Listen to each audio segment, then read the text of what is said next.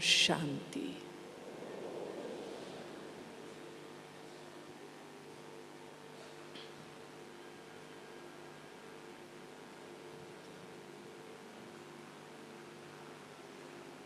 संगम युग पर बाबा ने हम बच्चों को राजयोगी, राज ऋषि बनाया है।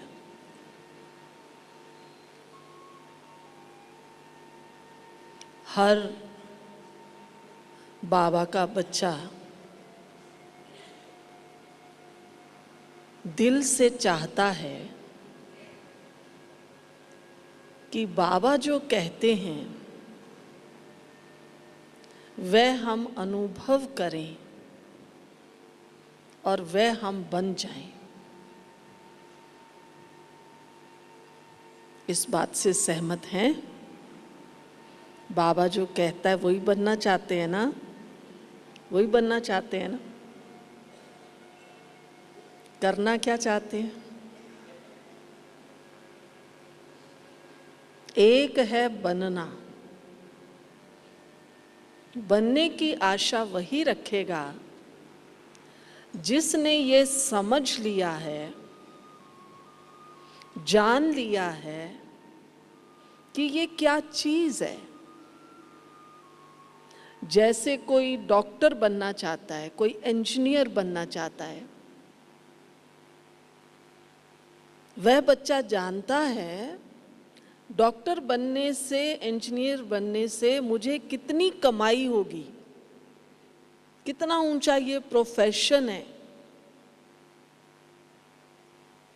कितना मुझे इसका रिटर्न मिलेगा, समाज में मेरा कितना रिस्पेक्ट होगा।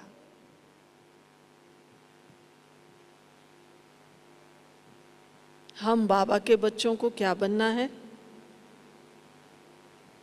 क्या बनना है? क्या बनना है? देवता बनना है? विश्व का मालिक बनना है? पूजनीय बनना है? देवता हम सतयुग में बनेंगे, विश्व के मालिक सतयुग में बनेंगे, पूजनीय द्वापर युग से भक्ति शुरू होगी तब बनेंगे। अभी क्या बनना है? अभी क्या बनना है? अभी क्या बनना है? फरिश्ता बनना है? फरिश्ता बनना है? राज ऋषि बनना है? उसका चैतन्य में उदाहरण रहे मम्मा बाबा। साकार बाबा जब अव्यक्त हुए, उससे पहले जिन्होंने बाबा को देखा, कुछ समय पहले जनवरी में बाबा अव्यक्त हुए, और जो लोग अक्टूबर, नवंबर, दिसंबर में भी बाबा से मिलने आए, वह सुनाया करते थे कि बाबा इतना हल्का हल्का, ऐसा लगता है जैसे बाबा धरती पे नहीं चल रहा है। हम लोग बहुत छोटे छोटे थे तो हंस देते थे, सोचते अरे मनुष्य तो धरती पे ही चलेगा ना, बाबा तो कई माताएं, मुझे एक माता का याद है, उसने कहा इस बार हमने बाबा को देखा, ऐसा लगा उसके पाँव ना नीचे, तो समझ नहीं सके, बचपन की बुद्धि थी, लेकिन अब कभी कभी फील करते हैं। बाबा का वो फरिश्ता स्वरूप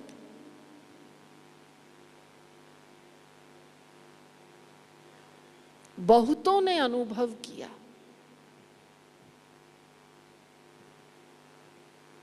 और बाबा ने अव्यक्त होने से पहले कहा बच्चे निराकारी, निरअहंकारी और निर्विकारी बनो। निराकारी, निर्विकारी और निरअहंकारी। तो ये है इस पढ़ाई का इस जीवन में लास्ट अचीवमेंट, डिग्री, निराकारी, निर्विकारी, निरअहंकारी। अब कौन कौन बनना चाहता है? तो हम सब कहते हैं हम बनना चाहते हैं। बुरा ना मानना, ये ठीक उसी प्रकार से है जैसे किसी से पूछा जाए पीएचडी कौन कौन करना चाहता है किसी भी सब्जेक्ट में, तो बहुत कम लोग हाथ उठाएंगे कि हम पीएचडी करेंगे। कारण बहुत से हो सकते हैं। कोई कहेगा मैं तो मैट्रिक पास हूँ, ग्रेजुएट हूँ, पीएचडी के लिए कम से कम post graduate science, commerce, arts किसी ना किसी में तो चाहिए। कोई कहेगा मुझे तो पैसा कमाना है, क्योंकि मेरे घर में कोई कमाने वाला नहीं है तो मैं जितना पढ़ा हूँ इतना ही ठीक हूँ। कोई कहेगा पीएचडी करने की इच्छा तो बहुत है लेकिन इतनी हिम्मत, इतनी मेहनत मुझसे नहीं होती है। मीठे भाई बहनों, इस बात पर हम सब मिलकर गौर करें। निराकारी, निर्विकारी, निरअहंकारी बनना भी ऐसा ही है राजयोग के सब्जेक्ट में पीएचडी करना। कौन कौन करेगा ये पीएचडी? कम हाथ उठते हैं। हाँ, हालांकि इस पीएचडी में कोई कंडीशन नहीं है कि आपका ग्रेजुएट होना ज़रूरी है, पोस्ट ग्रेजुएट होना, कोई कंडीशन नहीं है। इसका कंडीशन तो एक ही है, कोई भी निराकारी, निर्विकारी, निरअहंकारी बन सकता है जो अपने को सच्चा सच्चा ब्राह्मण, ब्रह्मा मुख वंशावली समझता है, जिसको निश्चय है शिव बाबा ब्रह्मा द्वारा संगम युग पर मनुष्य से देवता बना रहे हैं। केवल क्वालिफिकेशन ये है, निश्चय बुद्धि, वो पीएचडी कर सकता है। अब मैं पूछूं भाई निश्चय किस किस को है, तो सब हाथ उठाएंगे। निश्चय तो सबको है, बिना निश्चय के तो 5 साल, 10 साल, 25 साल ज्ञान में चल नहीं सकते हैं। विषय गंभीर है लेकिन कठिन नहीं है। अगर हम सोचें कि अब आज तो बहन जी ने बड़ी ऊंची बात कह दी पीएचडी, तो ये तो मुश्किल है भाई, हम नहीं कर, हम तो पहले ही विड्रॉ कर लेते हैं। कठिन नहीं है। हमारे सामने हमारे मम्मा, बाबा, दीदी, दादी सब सैंपल हैं, एक एक एग्जाम्पल है जिन्होंने इस पीएचडी डिग्री कहो, इस स्थिति को कहो, पुरुषार्थ करके पाया है। तो क्या हम बाबा के बच्चे पुरुषार्थ करके निराकारी, निर्विकारी, निरअहंकारी नहीं बन सकते? इसमें कोई खर्चा नहीं है, कोई खर्चा नहीं है। पीएचडी में तो बहुत खर्चा होता है, उसके लिए अच्छा सा कोई प्रोफेसर भी ढूंढना पड़ता है। आजकल तो बहुत सी बातें हैं, कोई कोई किसी को पीएचडी की डिग्री लेने नहीं देते हैं। अनेक प्रकार के प्री टेस्ट हैं।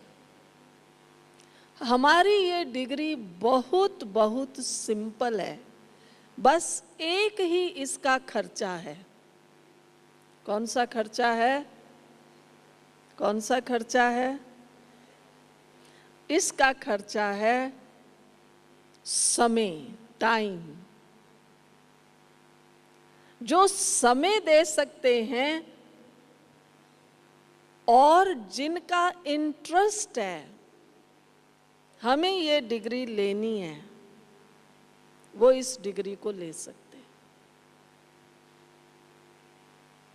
जैसे नए लोग आते हैं उनको हम कहते हैं ना, कहते हैं यहाँ फीस क्या है, तो हमारी मनोहर दादी हमेशा सुनाया करती थी, यहाँ की फीस क्या है? 1 आना और 5 खोटे पैसे। 1 आना माना 1 बार आना और 5 विकारों का दान देना। ये तो है ब्रह्मा कुमार कुमारी बनने की फीस। पीएचडी के लिए, निराकारी, निर्विकारी, निरअहंकारी बनने के लिए अंदर की तीव्र लगन,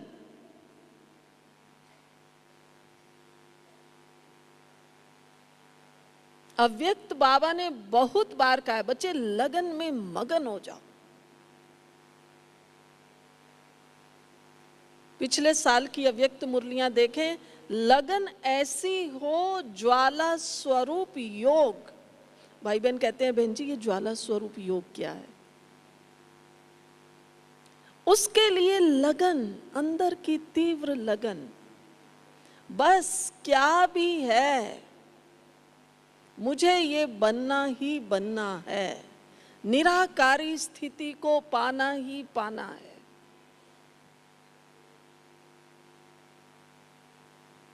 और उसके लिए खर्चा मुझे जो भी करना पड़े,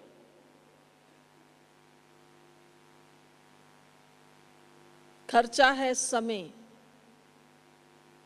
कितना भी समय देना पड़े, हम समय देकर इस स्थिति को पाएंगे ही पाएंगे, क्योंकि बाबा ने हमें वरदान दिया है, निराकारी, निर्विकारी, निरअहंकारी स्थिति से सदा निर्विघ्न बन जाएंगे।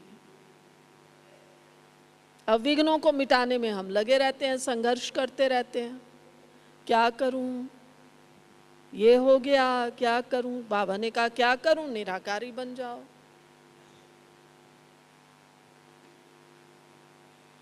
क्या करो? निर्विकारी बन जाओ। क्या करो? निरअहंकारी बन जाओ। तो जैसे पढ़ाई पढ़ते हैं, कुछ किताबें चाहिए, कॉपी पेन चाहिए, इसमें हमारी जो अपनी शक्तियां हैं, आत्मा की शक्तियां कौन कौन सी हैं? मन, बुद्धि और संस्कार, ये हमारी शक्तियां हैं। और क्या है आत्मा में? स्मृति, वृत्ति और दृष्टि। इन 6 चीजों को हमें यूज करना है। मन, वचन, कर्म। मन, बुद्धि, संस्कार है ना आत्मा की शक्तियां।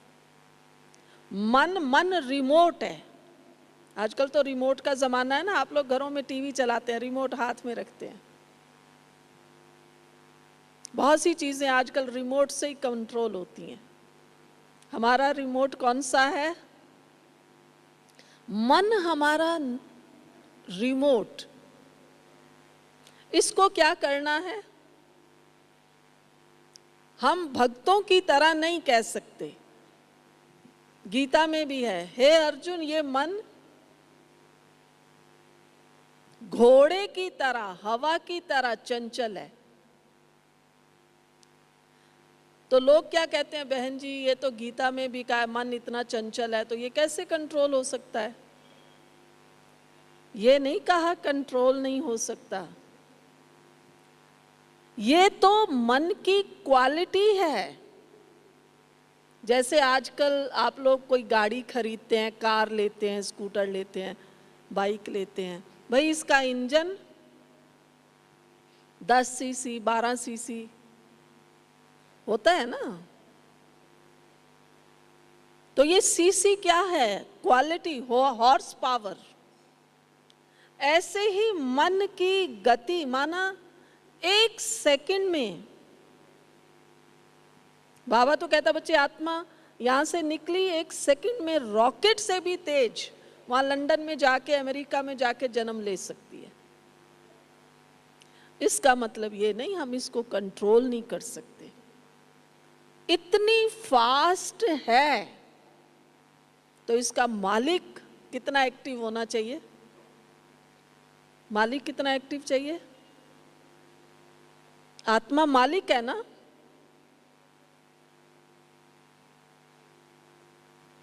मन की गति फास्ट है, स्पीड बहुत तेज है।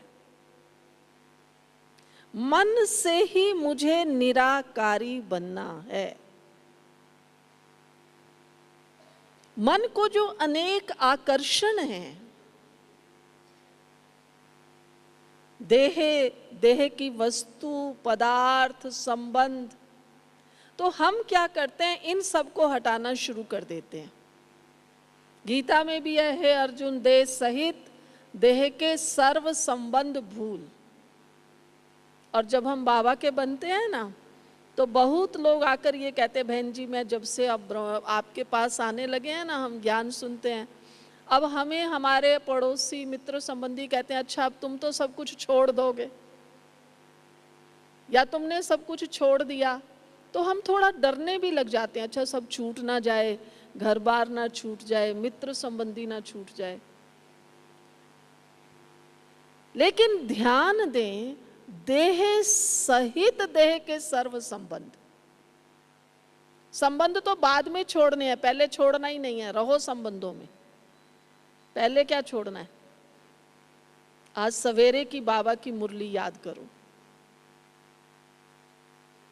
बच्चे, इस देह से, इस शरीर से डिटैच हो जाना है। अब मैं अपने आप को शरीर समझती रहूं, मैं स्त्री हूं, मैं पुरुष हूं, ऐसा पहनना चाहिए, ऐसा खाना चाहिए, ऐसा रहना चाहिए, और देह के संबंधों से अलग होने की कोशिश करूं, तो ये विरोधाभास है। निराकारी स्थिति माना अपने आप को आत्मा। आज बाबा ने कहा ना, यहाँ भ्रिकुटी में अपने को आत्मा समझो। अब सब एक्टिव होके बैठे, थोड़ा छोड़ दीजिए पीछे कुर्सी कोच का सहारा। निराकारी बनना है ना, तो सब मेरे साथ साथ बैठिए एक्टिव होकर। बिल्कुल नहीं सहारा लेना जो कुर्सी कोच पर बैठे। जैसे हम रात्रि के समय अगर अपनी कोई गाड़ी, बाइक, स्कूटर चलाते हैं ना, तो उसके आगे लाइट होती है, बिना लाइट के तो चलाएंगे नहीं। और वो लाइट इतनी तेज होती है कि गाड़ी तो दिखाई नहीं देती है, लेकिन सामने से लाइट देखकर लगता है कि कोई व्हीकल आ तो रहा है। आप में से कईयों को ये भी अनुभव होगा, कई बार 4 व्हीलर होता है, उसकी एक ही आगे की लाइट जल रही है, देखने में लगता है कि ये तो एक है, तो माना कोई बाइक, स्कूटर जब पास, अरे मैंने तो सोचा था ये 2 व्हीलर है, और वो निकलता क्या है 4 व्हीलर, तो एक्सीडेंट होने का चांस रहता है। तो लाइट इतनी पावरफुल होती है, जो व्हीकल क्या है वो तो छिप जाता है, लेकिन लाइट इंडिकेट करती है कि ये 2 व्हीलर है या 4 व्हीलर है। ठीक इसी प्रकार से ये लाइट इतनी जबरदस्त चमकनी चाहिए। आपके सामने बाबा का चित्र है, देखिए, बड़ी दादी का चित्र है, आप देखिए। आप बाबा का मस्तक देखेंगे, साकार में बाबा था ना, तो ये एकदम ऐसा कोई आर्टिस्ट का बनाया हुआ ये चक्र नहीं है। बाबा का मस्तक सचमुच ऐसा चमकता था। आप दादी के देखिए, इधर इधर इधर देखिए, चित्र पर चमक रहा है। इन आत्माओं ने ये अभ्यास जबरदस्त किया है। हम पूछते थे ना दादियों, दादी आपको 14 साल बाबा ने क्या कराया? तब तो ज्ञान की इतनी स्पष्टता नहीं थी। दादियां सुनाती हैं, कराची में बाबा क्लिफ्टन पे ले जाता था, समुद्र के किनारे हम बैठते थे। क्या करते थे? बस बैठकर यही अभ्यास करते थे, मैं आत्मा। तो अब आत्मा में ये जो मन रिमोट है, तो रिमोट जहां दबाएंगे वही चैनल चलेगा ना, दूसरा तो नहीं चल सकता। इस मन शक्ति का बटन दबाओ और कहो, मैं शुद्ध पवित्र आत्मा यहाँ चमक रही। इस स्थिति में 1 मिनट बैठेंगे, कोई संकल्प नहीं आए, कॉपी पेन छोड़ दीजिए। आज की क्लास अनुभव की क्लास है। आप ऐसा अनुभव कर लें कि फिर आप जब भी अभ्यास करेंगे आपको मुश्किल नहीं लगेगा। अब 1 मिनट के लिए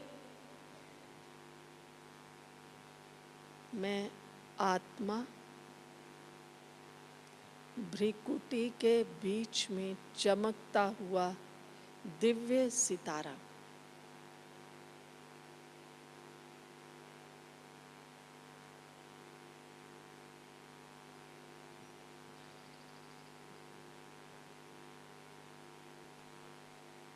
ये अभ्यास, मैं रिमोट एक बार दबाया, जिसको अव्यक्त बाबा कहते हैं। बच्चे जितनी देर चाहें, जिस स्थिति में चाहें, इस मन बुद्धि को स्थिर कर सके। इस अभ्यास को बढ़ाकर 1 मिनट से 1 घंटे तक ले जाना है। 1 घंटे तक मैं एक ही संकल्प में बैठूं। मैंने आज संकल्प लिया, मैं शुद्ध पवित्र आत्मा हूं।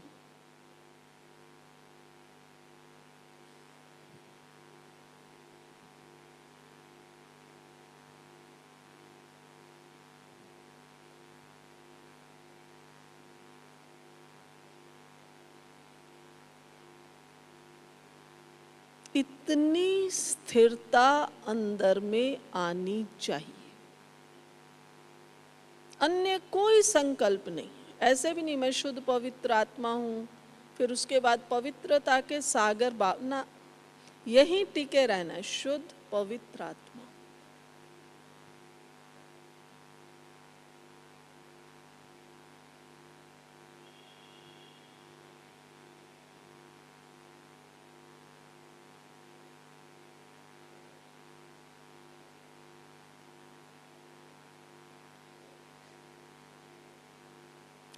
ये अभ्यास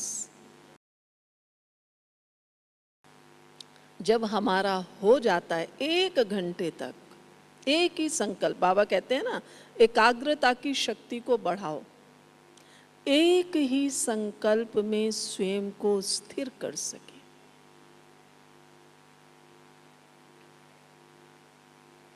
तो धीरे धीरे धीरे धीरे हम स्वस्वरूप में स्थित होते जाते हैं। स्वस्वरूप कहें, स्वधर्म कहें। बाबा ने आज सवेरे कहा, बच्चे स्वधर्म में टिक जाओ। जब हम स्वधर्म में टिक जाएंगे तो हमें स्वदेश, आज बाबा ने कहा 2 ही बातें करनी है, स्वधर्म में टिकना है, स्वदेश को याद करना है। मैं परम धाम में रहने वाली आत्मा, रटना नहीं है। मैं आत्मा हूं, मैं आत्मा, फिर तो आप रटते रहिए। रटना नहीं है, बनना है।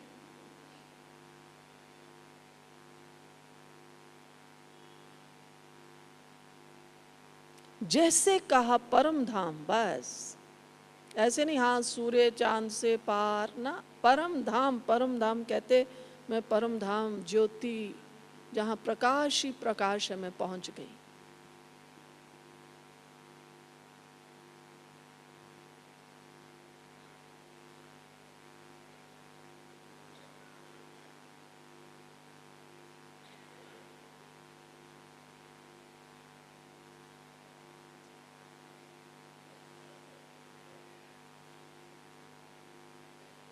तो अपनी मनोस्थिति को इतना मजबूत बनाना है, इसके लिए अभ्यास, प्रैक्टिस, बार बार बार बार बार बार।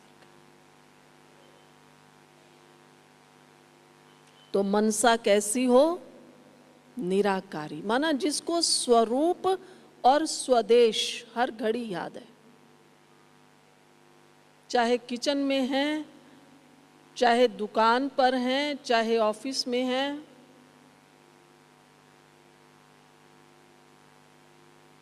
कर्म करने वाली मैं आत्मा हूं। अभ्यास करने से ये स्मृति, अभ्यास है, हम संकल्प करते हैं और जब उसको महसूस कर लेते हैं तो वो हमारी स्मृति बन जाती है।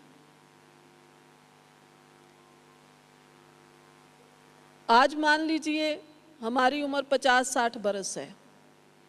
अब बचपन में आपके साथ कोई घटना हुई, कोई बात आती है तो आपको झट से वो याद आ जाती है।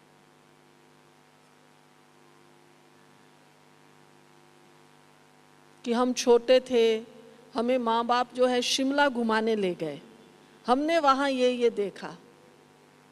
आ गई ना स्मृतियाँ जो घूमने गए होंगे। कोई समुद्र के किनारे गोवा में गया होगा, फट से याद आ जाए गोवा। अरे मैं 10 साल की थी ना, तो मेरे माँ बाप मुझे गोवा ले गए घुमाने, सब चक्कर घूम जाएगा। ये स्मृति, जो हमने किया, जो देखा, जो महसूस किया, जो कर्म में आया, वाणी में आया, फील किया, वो मेरी स्मृति बन गई। वो बचपन में हुआ था, 10 साल की मैं थी। आज 40 साल 50 साल बाद भी मुझे वो बात याद है। रहे तो हम 1 हफ्ता थे वहां, पर कोई 1 दिन की बात याद है। घोड़े पे चढ़ी थी तो गिर गई थी, वो याद है। तो जो एक पर्टिकुलर घटना जिसको मैंने फील किया है, फट से याद आ जाती है। तो जब इसको मैंने फील किया, मैं आत्मा परम धाम की रहने वाली,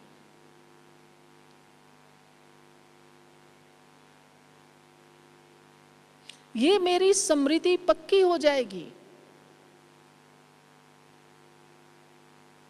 फिर कहीं भी हैं, ये स्मृति, ये स्वरूप बना रहेगा, चेहरा भी वैसा ही बना रहेगा।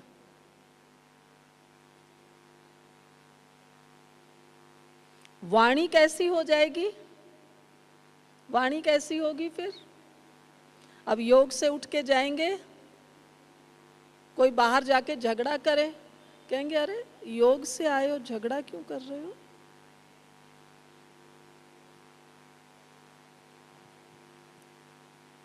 माना उसका प्रभाव है।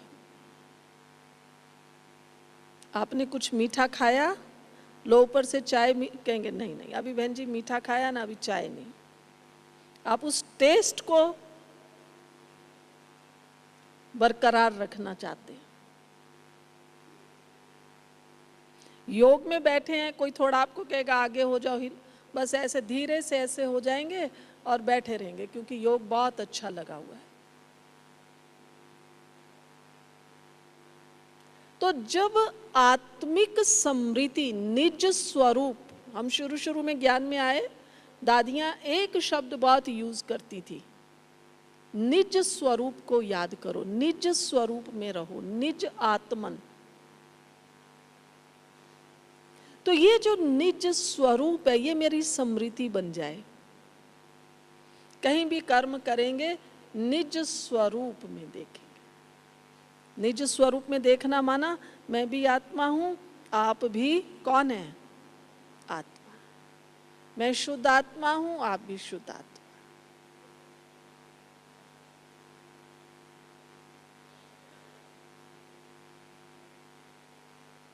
वाणी मधुर, मीठी,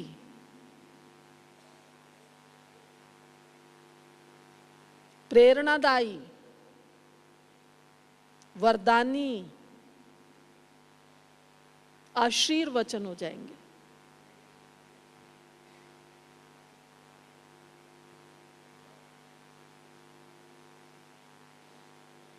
हम बाबा के बच्चे बने हैं, मुरली पढ़ने का शौक है, योग करने का शौक है, लेकिन जब धारणा की बात आती है ना, तो धारणा वाली किताब तो हमने उठा के एक तरफ रखी हुई है। ये जैसे बच्चों को कोई सब्जेक्ट मुश्किल लगता है ना, इंग्लिश मैथ्स कुछ मुश्किल, कहते ये बाद में पढ़ेंगे, इसको रहने दो, पहले जो आसान आसान है ना इसको पढ़ लो। बुरा नहीं मानना, हम ब्राह्मणों ने भी यही किया हुआ है। इसलिए बाबा हमें कहता रहता है, कल दादी ने भी यही कहा, मनसा को शुद्ध बनाओ, व्यर्थ ना जाए। अभी इस सब्जेक्ट पर हमें ध्यान देना है, और ये मुश्किल नहीं है। निराकारी स्वरूप को अनुभव करें, मेरी वाणी एकदम मीठी मधुर हो जाए। क्या भी हो, आप कुछ भी कहें। फिर जो अभी तक हम पूछते रहते हैं, क्रोध कैसे निराकारी आत्मा, शुद्ध आत्मा, पवित्र आत्मा, शांत स्वरूप आत्मा।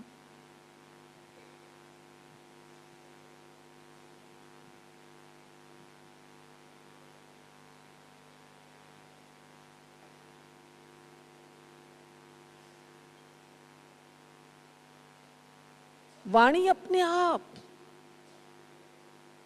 सुखदायी हो जाएगी। जैसा करेंगे वैसा पाएंगे ना। वाणी से दूसरों को सुख देंगे तो मुझे भी कोई सुख देगा ना। अगर मैं इंसल्ट करती रहती हूं तो दूसरे क्या करेंगे, मेरी इंसल्ट करेंगे।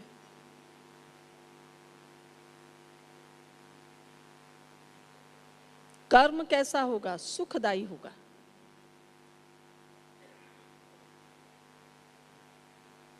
वृत्ति कैसी बन जाएगी, एकदम शुद्ध वृत्ति।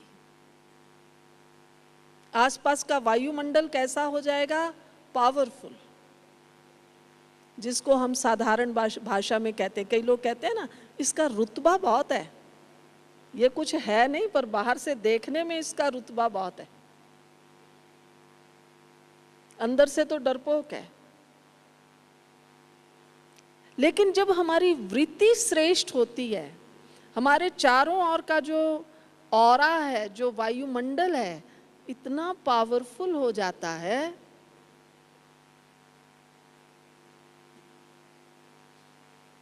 अपने आप सब विघ्न दूर रहते हैं।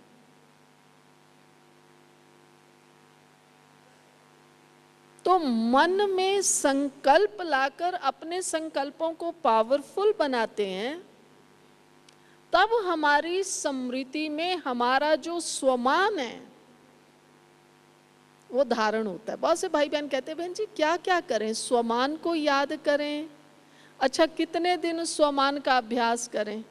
तो मुझे हंसी आ जाती है। कई कहते हैं, बहन जी मैंने ना 10 दिन ये स्वमान धारण किया कि मैं शिव बाबा का बच्चा हूँ या मास्टर सर्वशक्तिवान हूँ, पर फलाने ने कुछ कहा ना तो बस मुझे तो गुस्सा आ गया। तो अगर मैंने सचमुच स्वमान को प्रैक्टिकल में लाया था, तो फलाने ने गुस्सा किया तो मुझे सहनशील होना चाहिए था ना, या गुस्सा आना चाहिए था? क्या विचार है? सहनशील होना चाहिए था ना। तो स्वमान, स्वमान माना अलग अलग कर दो, स्वमान। स्व माना स्वयं, स्वयं को मान, मान माना मानना, मान माना मान शान नहीं, मान माना मान, स्वमान, स्वयं को मान। जो बाबा कह रहा है,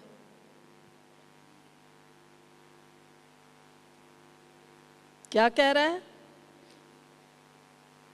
बच्चे सर्वशक्तिवान, बाबा के बच्चे मास्टर सर्वशक्तिवान हो। तो मेरी स्मृति ये बन जाए, मैं हर घड़ी मास्टर सर्वशक्तिवान।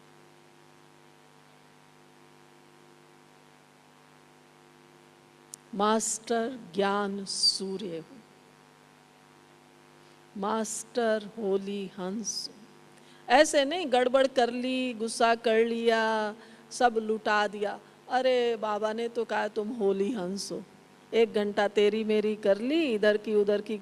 अरे अरे छोड़ो, बाबा तो कहता होली हंस है, क्या पड़ा इन बातों में।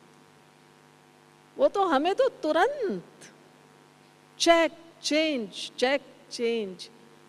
कोई थोड़ी नहीं भाई, होली हंस है, कुछ मोती हो तो दे जाना।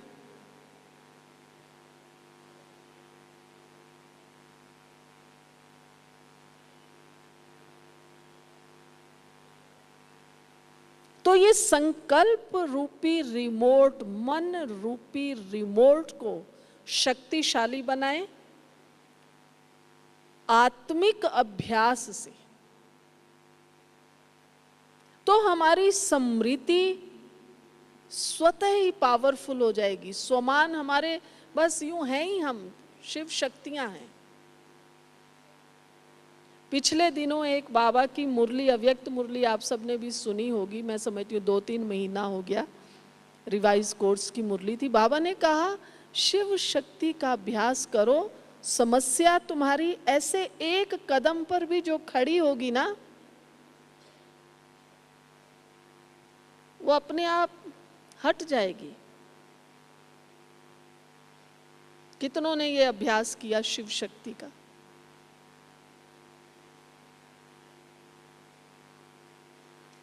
सचमुच में शिव शक्ति हूं।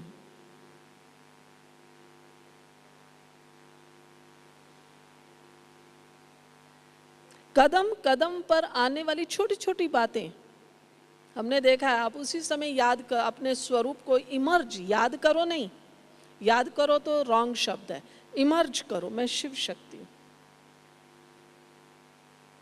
मास्टर सर्वशक्तिवान। आप देखो वो बात चली जाती है।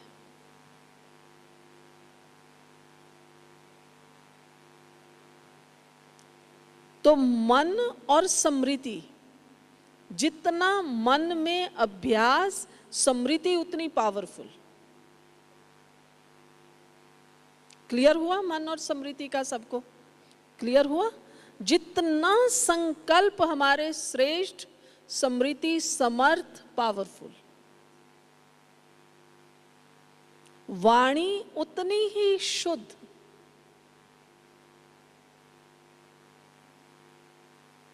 वृत्ति कल्याणकारी।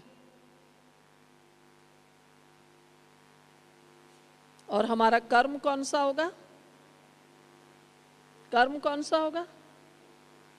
कर्म में हर घड़ी, वैसे अव्यक्त बाबा ने तो कहा कर्म में सेवाधारी।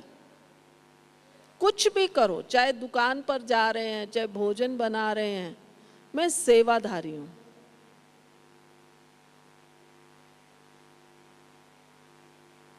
सेवाधारी माना सुखदायी, हर कर्म सुखदायी होगा।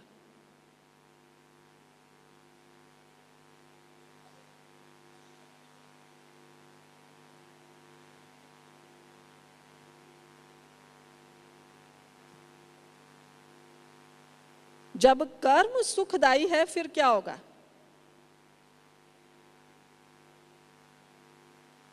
फिर क्या होगा? कर्म सुखदायी है तो क्या होगा? कैसा हो जाएगा? हमारी जो दृष्टि है ये कैसी होगी? आप सब भागते हैं ना, मैंने देखा है, सवेरे अमृत वेले योग होता है ना, सफेद लाइट भी नहीं होती, सब भाई बहन यहाँ आगे आगे खड़े हो जाते हैं। खड़े होते हो ना आप सब आके, क्यों? पहले आप योग ही तो कर रहे थे, फिर आगे आके क्यों खड़े होते हैं? क्यों खड़े होते हैं बताइए? अव्यक्त बाबा आते हैं, भागते हैं। बाबा से थोड़ी सी दृष्टि, थोड़ी सी दृष्टि, दृष्टि की कमाल है ना। एक अव्यक्त मुरली में बाबा ने कहा है, बच्चों को अभ्यास होना चाहिए। किस बात का? दृष्टि लेने का। लेकिन दृष्टि ऐसे नहीं कि आप बहन जी आप मुझे दृष्टि दो, ना ना ना ना। मैं अभी बैठी हूं, मैं ये महसूस कर सकती हूं अव्यक्त बाबा मुझे दृष्टि दे रहे हैं।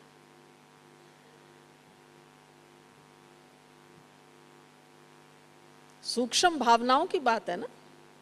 साकार बाबा से मिली हूं, 2 दृश्य याद रहते हैं। बाबा से कमरे में मिले, बाबा ने दृष्टि दी।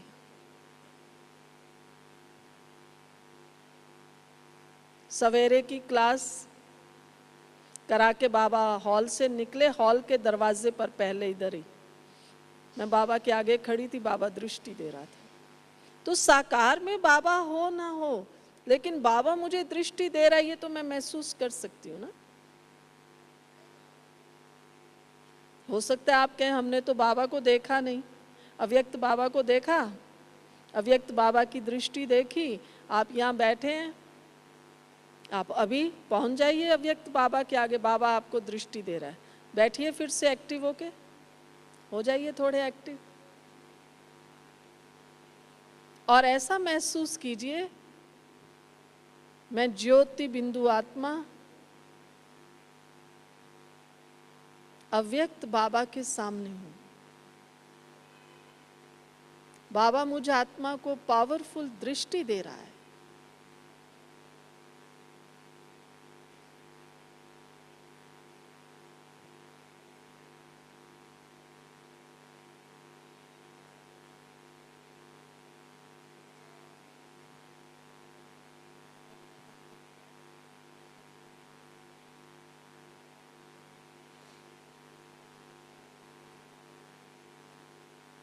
मिली सबको दृष्टि? मिली? मिली? मिली या नहीं मिली? महसूस किया? जिन्होंने महसूस किया, अव्यक्त बाबा मुझे दृष्टि दे रहा है। तो इस महसूसता में, इस एहसास में रहने से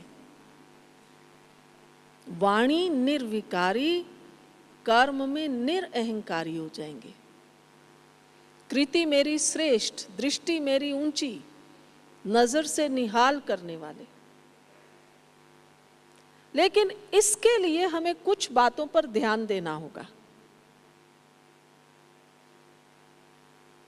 निराकारी, निर्विकारी, निरअहंकारी बनने के लिए प्रतिदिन, अब बताऊं क्या क्या नियम है? तैयार हैं? कोई परम धाम में तो नहीं बैठे ना? परम धाम में तो नहीं बैठे हुए ना, नीचे ही हो ना? पहला नियम, प्रतिदिन 5 घंटे मौन में रहना है। आसान है मुश्किल है? आसान है मुश्किल है? जो कहते हैं मुश्किल है वो हाथ उठाओ, तो आसान बना देंगे। मुश्किल है तो हाथ उठाओ। अच्छा, थोड़े हाथ उठे हैं, लेकिन मैं आपको बताती हूँ सबसे आसान है यही, मौन में रहना। आप सब भट्ठी में आए हैं और मैं ये मान के चलती हूँ, जैसा हमने उस दिन देखा भी था, अधिकतर 5 साल से अधिक वाले भाई बहनें हैं, अधिकतर। तो आप अमृत वेला करते ही होंगे। जो अमृत वेला करते होंगे, सवेरे 4 बजे से 9 बजे तक मौन में रहकर 5 घंटा मौन की सिद्धि प्राप्त कर सकते हैं। कर सकते हैं या नहीं बताइए? अब हाथ उठाइए। ताली नहीं, अब तो काम करने की बात है। ताली बजाना माना झाड़ दिया, जो सुना सब झाड़ा।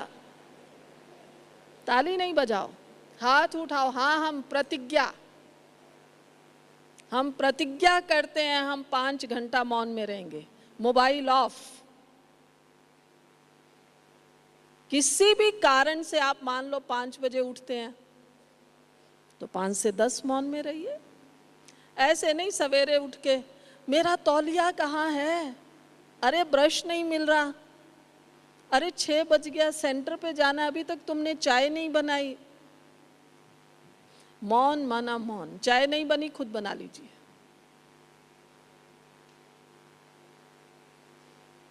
अपना तौलिया, अपने कपड़े, अपने ब्रश रात को ही सेट करके रखिए, सवेरे मुझे ये पहनने हैं। मगर मुझे सवेरे नहीं बोलना है। जो भाई बहन कहते हैं सवेरे बिना बोले रह सकते हैं 9 बजे तक, 10 बजे तक, हाथ उठाओ। कोई कोई नहीं उठाते हैं, हाँ, मुश्किल है उनको। जो करेगा सो पाएगा। मैंने तो पहले ही कहा था पीएचडी है भाई। तो पहली बात, प्रतिदिन 5 घंटा मौन, मोबाइल ऑफ करके या वाइब्रेशन पे छोड़ दीजिए। मान लीजिए कि आपकी मिस कॉल आएगी तो उसको अटेंड कीजिए बाद में। पहला नियम, प्रतिदिन मौन 5 घंटा। ऐसा नहीं क्लास से आए 8 बजे, मान लो आप 7 बजे 8 बजे सेंटर से वापस आए, आके अखबार पढ़ना शुरू कर दिया। कहेंगे बोल तो नहीं रहे थे ना? नहीं, बोल तो नहीं रहे थे, लेकिन आपका मन बुद्धि कहाँ लग गया? अखबार में, टीवी में।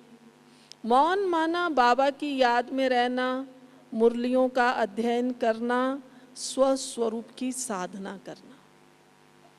नहीं तो कई कहते हैं बहन जी हम तो घर में अकेले ही हैं ना, हम तो बोलते ही नहीं हैं।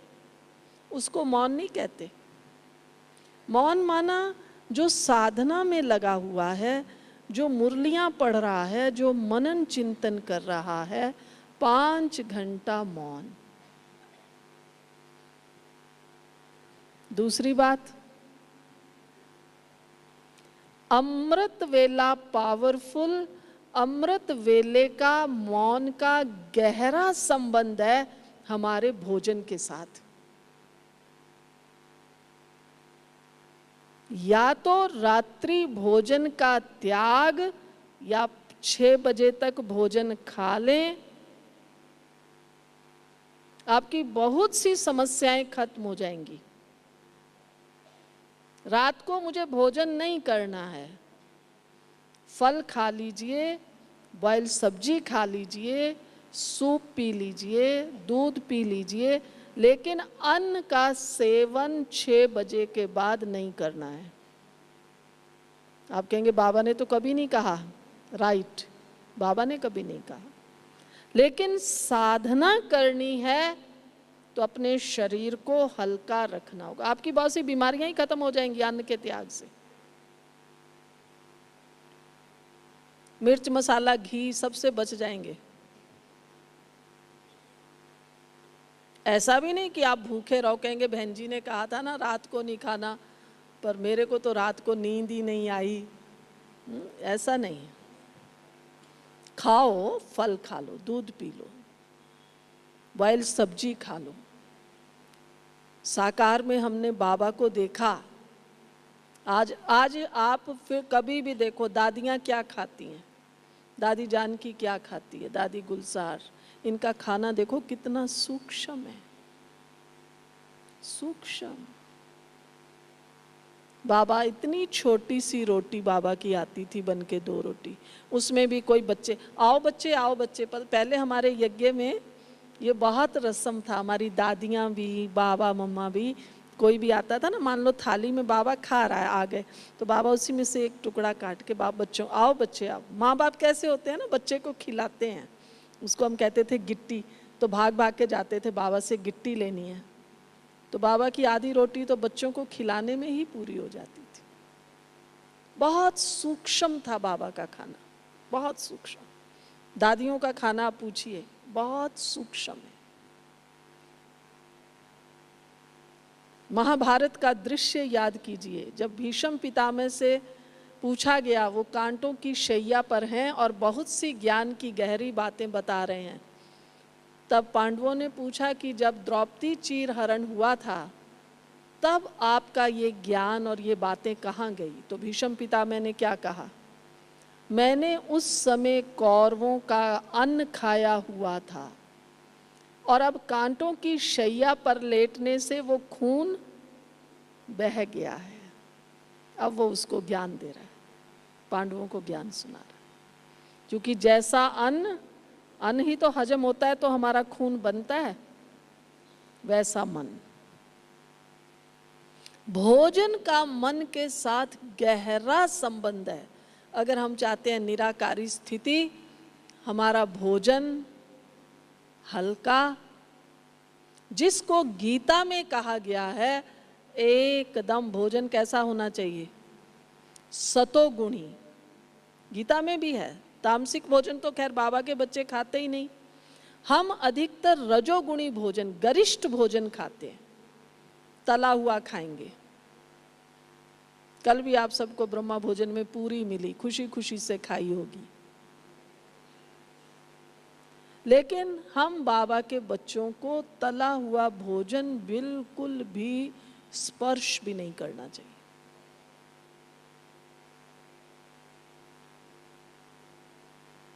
ये रजो प्रधान है, गरिष्ठ भोजन है, शरीर को भी भारी करता है। अंदर कई आप में से हो सकता है कोई ऐसे भी बैठे होंगे जिनको नेचर क्योर का ज्ञान है, कोई डॉक्टर होंगे, गैस आदि बनना, ये सब होना, ऐसा भोजन खाएंगे, बुरा नहीं मानना। क्लास में बैठते हैं, ऊँघते रहते हैं, क्यों? अब नाश्ता भारी अच्छी तरह पराठे खा के आए होंगे तो आपको नींद आएगी, योग तो होगा ही नहीं।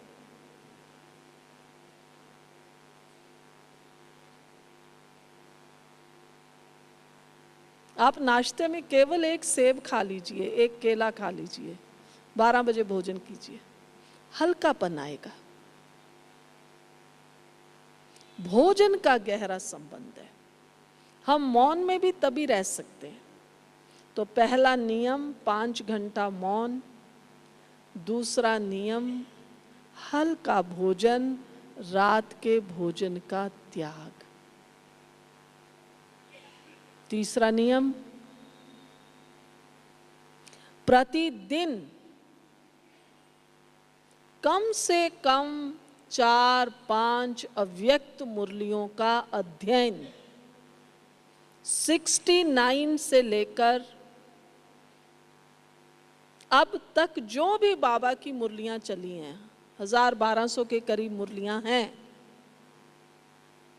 रोज 4-5 2 मुरलियां व्यक्त, सवेरे सवेरे योग किया, अमृत वेला, बैठ के 2 मुरलियां पढ़ो। मौन में रहेंगे तो क्या करेंगे?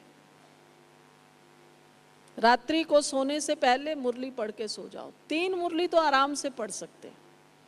जिनको लगन, जो पहली बात कही थी निराकारी स्थिति के लिए तीव्र लगन चाहिए, वो 5 से 7 मुरलियां प्रतिदिन पढ़ सकते हैं। पढ़िए, खूब पढ़िए। अगर हम चाहते हैं योग अच्छा लगे, अव्यक्त मुरलियां आपके पास होंगी भी, नहीं तो सेट खरीद के ले जाइए, खूब पढ़िए। जगदीश भाई जी का इतना साहित्य है।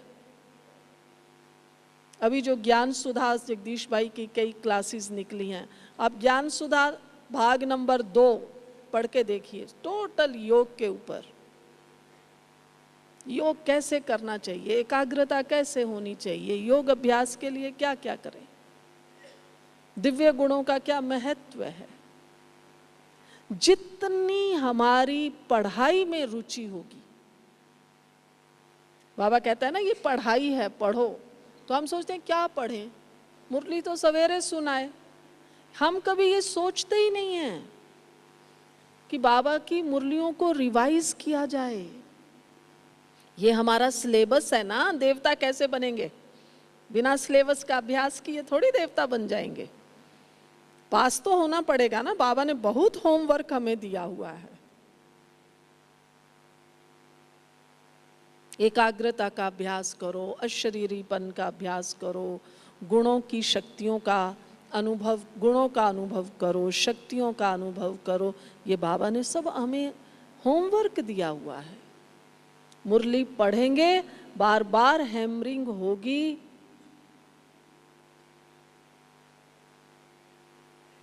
तब हमारे कदम अपने पुरुषार्थ की ओर जाएंगे। 3 नियम हो गए, मौन, अमृत वेला, भोजन हल्का, चौथा अव्यक्त मुरलियां पढ़ना, नोट्स बनाना, अभ्यास करना, 5वां नियम रात्रि को सोने से पहले आधा घंटा योग करें। आप कभी सुन लेंगे, साकार मुरलियों में बाबा का है, बच्चे रात को सोने से पहले आधा घंटा योग करो। आपका कोई ऐसा जॉब है, आप बहुत थके हुए हैं, योग नहीं हो सकता है, कोई बात नहीं, तो आप मुरली पढ़ें। मुरली पढ़ के अपने मन बुद्धि को शांत कीजिए। जैसे अपन बाहर से आते हैं, आप लोग अपने अपने काम धंधे से आते हैं, बिजनेस से आते हैं, रात को आके अपना हाथ मुंह धोते हैं, कई लोग नहाते हैं, फ्रेश होते हैं, फिर खाना खाते हैं। रात्रि को सोने से पहले मन बुद्धि संस्कार सबका ज्ञान स्नान करना, जिसको बाबा कई बार कहते हैं, बच्चे जो रॉयल बच्चे होते हैं ना, रॉयल लोग होते हैं, वो तो दिन में 2 बार नहाते हैं, सवेरे भी शाम को भी। बाबा के बच्चों को भी सवेरे और शाम ज्ञान स्नान करना चाहिए। कई कई भाई बहनों का नियम तो पक्का होता है, 6:30 से 7:30 शाम को योग करेंगे, कईयों का नहीं भी होता है, अपनी अपनी हर एक की स्थितियां परिस्थितियां हैं। लेकिन आप रात्रि को सोने से पहले आधा घंटा तो मस्ट है। मुझे बाबा को याद नहीं, मेरा आज योग लग रहा, कोई आज ऐसी बात हो गई, मुरली पढ़िए, बाबा के गीत चलाइए, उनको महसूस कीजिए। जो बाबा कहता अपना सारा बोझा मुझे दे दीजिए, बाबा तेरा तुझको अर्पण, मैं तो आपकी गोद में जाके सो रहा हूँ, बस आप सो जाइए, इतनी अच्छी नींद आएगी और आप इतना फ्रेश होके सवेरे उठेंगे, योग में बैठेंगे, आपको लगेगा अरे वाह।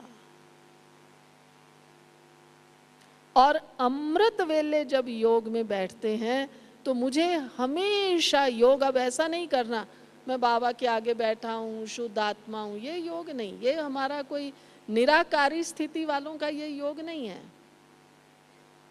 निराकारी स्थिति वालों का योग है, बाबा के साथ जागती ज्योत बनकर बैठी हूँ, सारे विश्व को, 5 तत्वों को योगदान दे रहे हैं।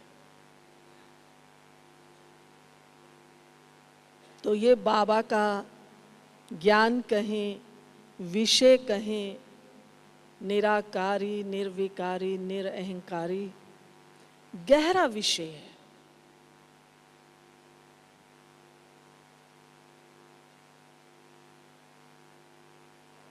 और इसके लिए इस विषय को कौन पढ़ेगा, इसमें कौन पास होगा, कौन पास होगा, कौन पढ़ेगा? हम बाबा के बच्चे ही तो पढ़ेंगे ना। कोई इस विषय को पढ़ने के लिए बाहर से लोग नहीं आएंगे, हम ही पढ़ेंगे, तब तो हम सतयुग में आएंगे, नहीं तो कैसे आएंगे।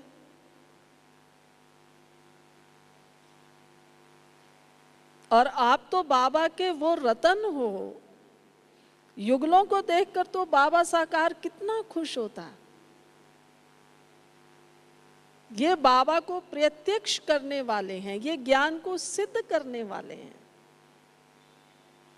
ड्रामा अनुसार आप 10,000 आए हैं, 16,108 की माला है, उस दिन भी मैंने कहा, तो 16,000 में तो आप सब आएंगे, नहीं आएंगे?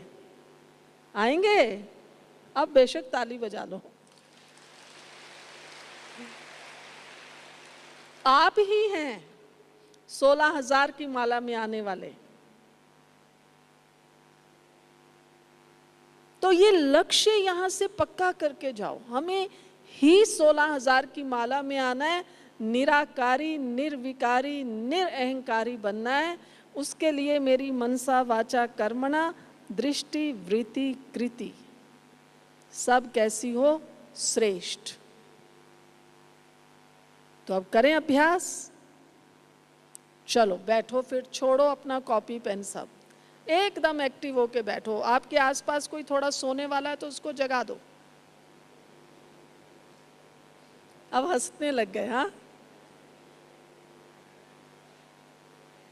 नहीं तो एक बार सब खड़े हो जाओ, अगर आपको लग रहा है बहुत देर से बैठ, खड़े हो जाइए, एक बार खड़े हो जाइए।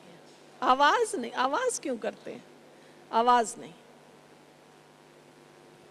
अपने पंजे पर, टोज पर थोड़ा सा स्विंग कीजिए।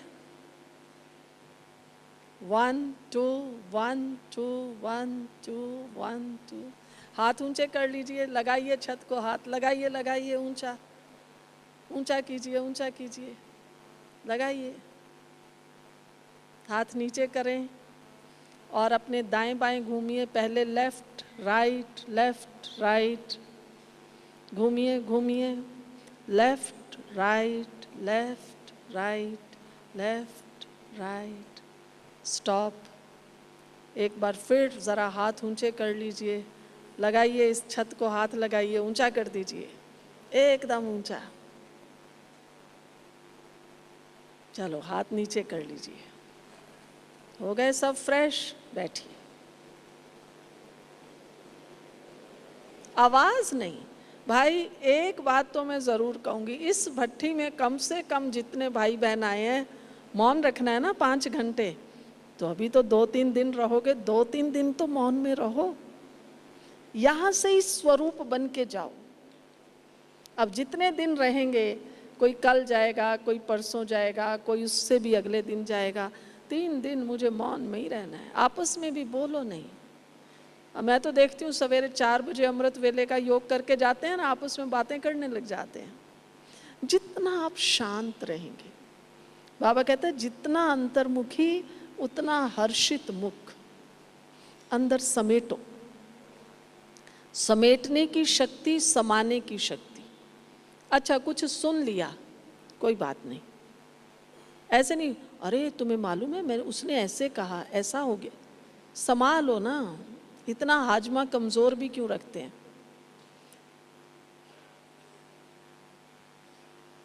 बड़ी दादी कहती थी, जिस कान से सुनते हो ना उसी से निकाल दो, दूसरे से नहीं। लोग क्या कहते हैं अक्सर, एक से सुना दूसरे से निकालो। तो दादी कहती थी कि बीच में इसको क्यों खराब करते हो? जिससे सुना, नहाते नहाते अगर पानी आपके कान में पड़ जाए फिर क्या करते हो? उसी कान से निकालते हो या दूसरे से निकालते हो? दादी पूछती थी। तो आपने भी जिससे सुना ना उसी से निकाल दो, दूसरे से भी नहीं, उसी से निकालो, बस फिनिश। शांत।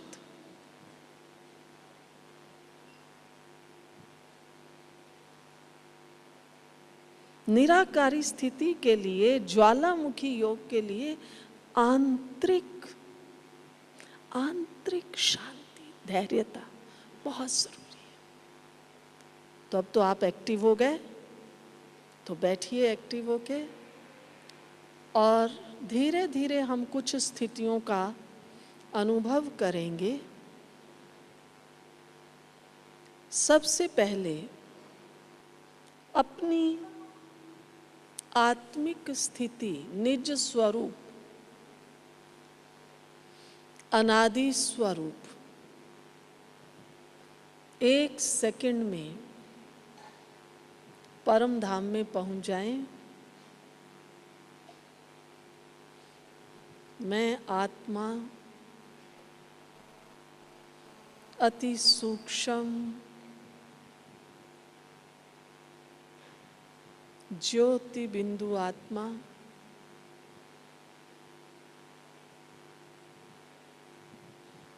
अपने घर परम धाम में विराजमान हूँ, जहाँ केवल प्रकाश ही प्रकाश,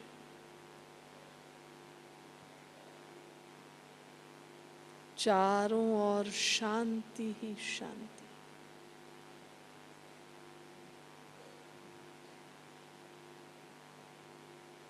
इस प्रकाश में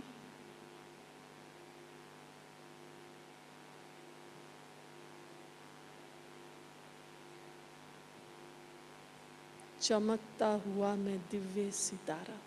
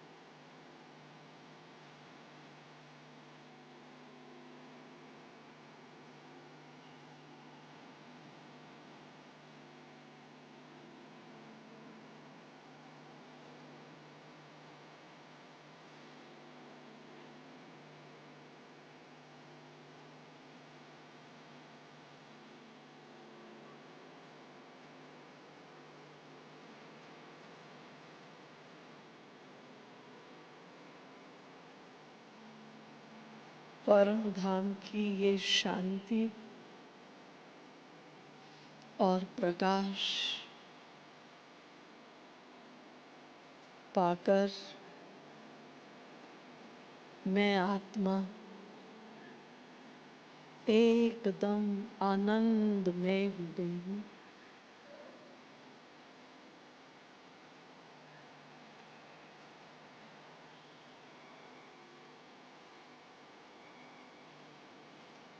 यहाँ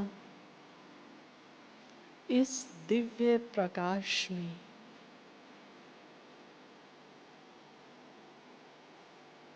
एक चमकता हुआ दिव्य सितारा मेरा प्यारा शिव बाबा है। मैं आत्मा अपने प्यारे शिव बाबा के सन्मुख हूँ।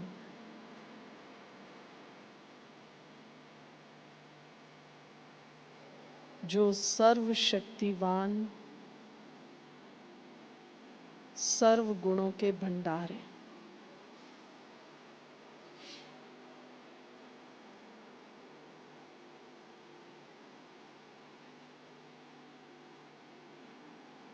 शिव बाबा ज्योति बिंदु है।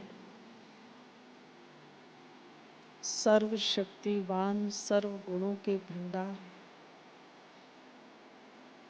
मैं आत्मा अपने मीठे प्यारे शिव बाबा के सामने हूँ।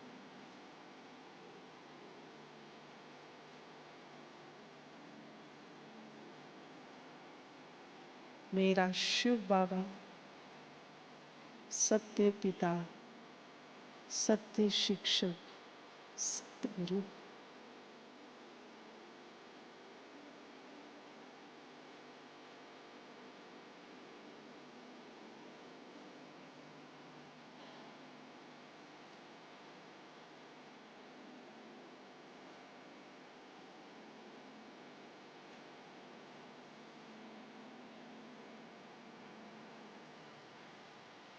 शिव बाबा की शक्तियां पाकर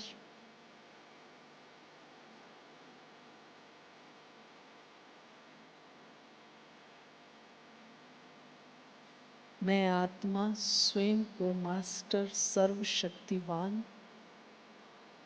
शिव शक्ति महसूस कर रही हूँ।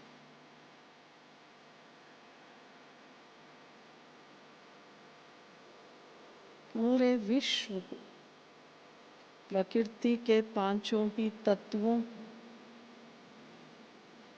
शिव बाबा का प्रकाश शक्तियां दान दे रहे हैं।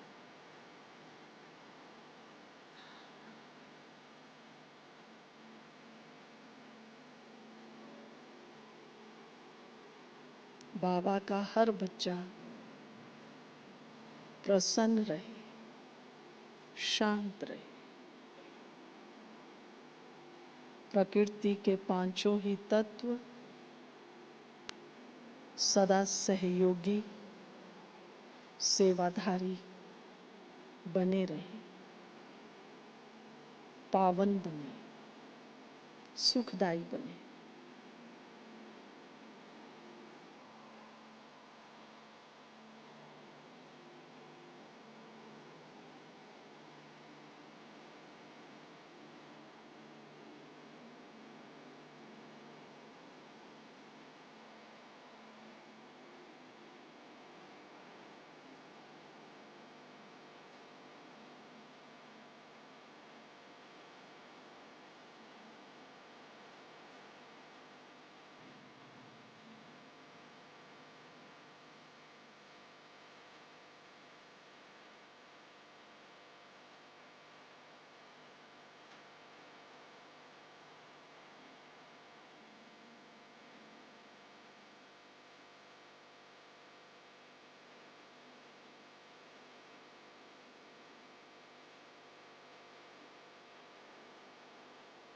शिव बाबा की शक्तियों को समेटते हुए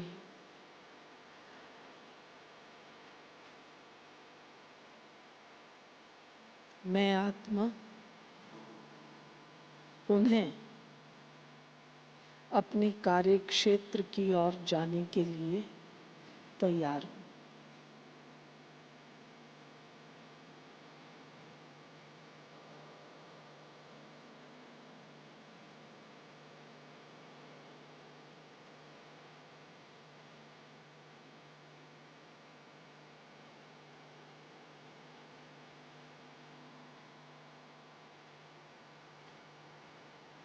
इस तरह से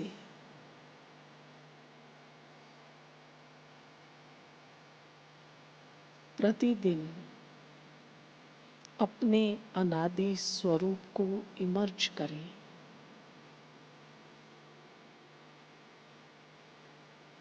शिव बाबा के सानिध्य का अनुभव करें। हजारों भुजाओं वाला बाबा मेरा साथी है, उसको साथ रखें और अपने सच्चे स्वरूप निराकारी, निर्विकारी, निरअहंकारी को पाकर सदा निर्विघ्न बने। इन्हीं शुभ भावनाओं के साथ धन्यवाद। ओम शांति।